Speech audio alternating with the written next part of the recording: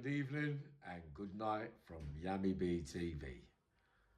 Just 1 second, the slurper returns and sending loads of love to you as usual. Just to let you all know, breaking news, Uncle Yammy is in the middle of Scotland, right? It took me 5 hours to get here. I'm not going to tell you exactly where yet, but I'm going to be doing a few podcasts down here while I'm down here. Some of you are meant to meet from months and months ago. Now it's going to be your opportunity. I've got some close friends that I've made over the last months or so who are going to be travelling around with me. Very welcoming to start to the day, if you get what I mean. But it was freezing.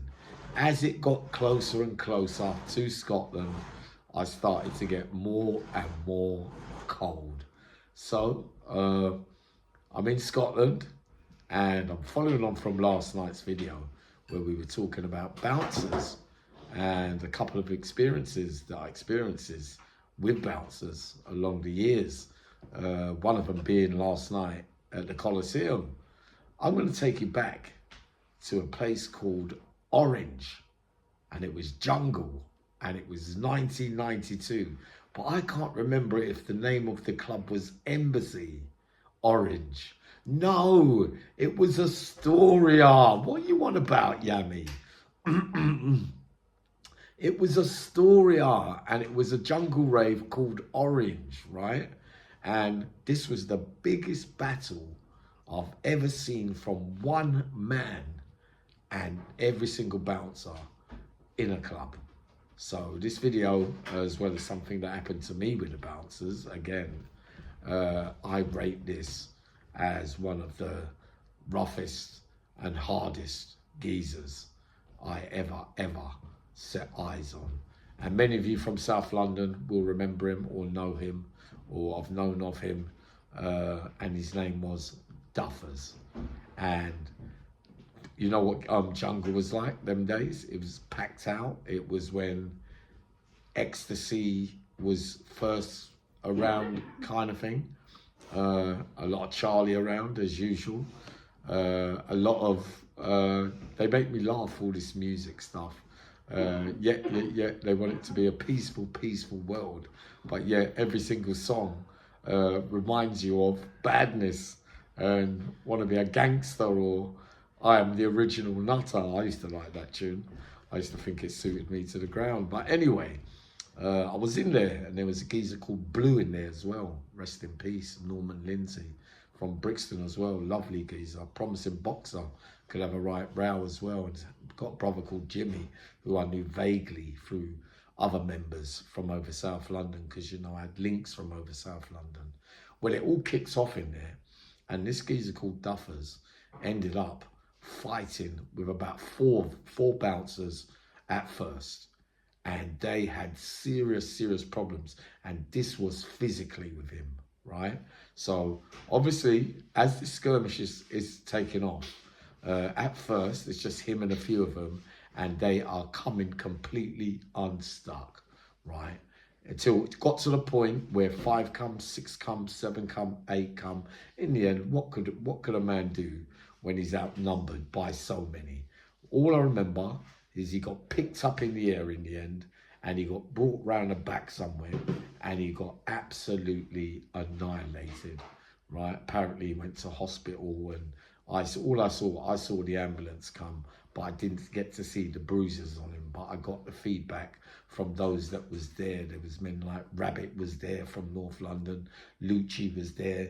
You know my age group, round about that time, and I never spent a lot of time out. But this was probably one of my one and only garage raves, not garage raves, jungle raves, as well as Gas Club, and maybe one other more. I can't remember.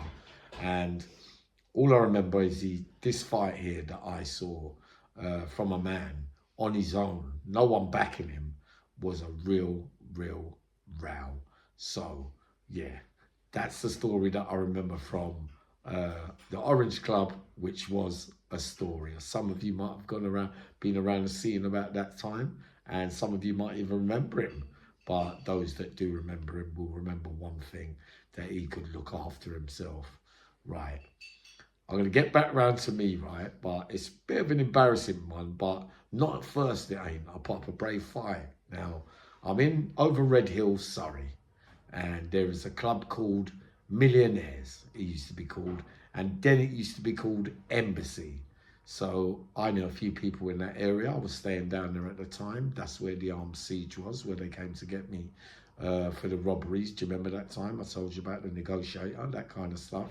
I ended up there in Embassy, out of my skull, looking after everyone. I think I had a bag of these and I was giving everybody and giving it Charlie Big Spuds like we do, and I was sizing up everyone in the club like there was ladies around me, and I was giving it, you know, anyone that passed. And then it all kicks off.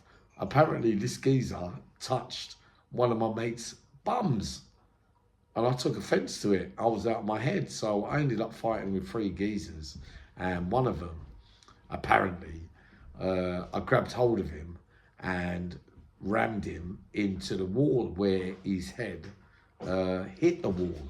So all I remember is that I was getting wrapped up like I was in prison. It right pissed me off, it did, because the hands that were around me obviously were about 20 stones worth of steroids, and I was completely locked, and all I was being told was just keep walking and looking straight. This made me feel like that I was in prison again, right? And the only thing was, I knew 2 of the bouncers, Leon and James, and they were good friends of mine, and I didn't really want to fall out with people that they were working with. So even though my mind was a bit scatty and I was out of my nut, when I got outside, they took me out the fire exit, and they took the other 3 outside as well. When I looked at who the 3 geezers were, in the dark, they looked like right big lumps, but out in the open, they looked like little kids. They looked like they were 17, 18, 19, and looked like they just got out of bloody school or something. I felt right embarrassed, to be honest. There was another geezer there, and he was talking to me, and he was saying, Yammy, man, come on, what do you want us to do, like, kind of thing. But I still had I was still raging.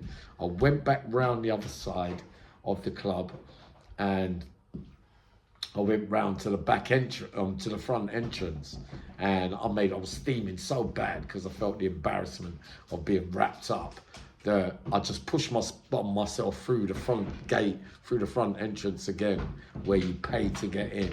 And as I was getting in, I see James and Leon, and they both looked at me and they said, Yammy, please, not tonight. So I had to suffer that one, I'm afraid. But that was 2 experiences I was thinking about tonight before I go to my bed. I feel shattered today. But I'm just so glad to be in Scotland. I've got 3 definite podcasts. I'm hoping there's going to be another 2. A couple of them I mentioned already, and there's a couple of surprises as well. So I'll be up in the morning.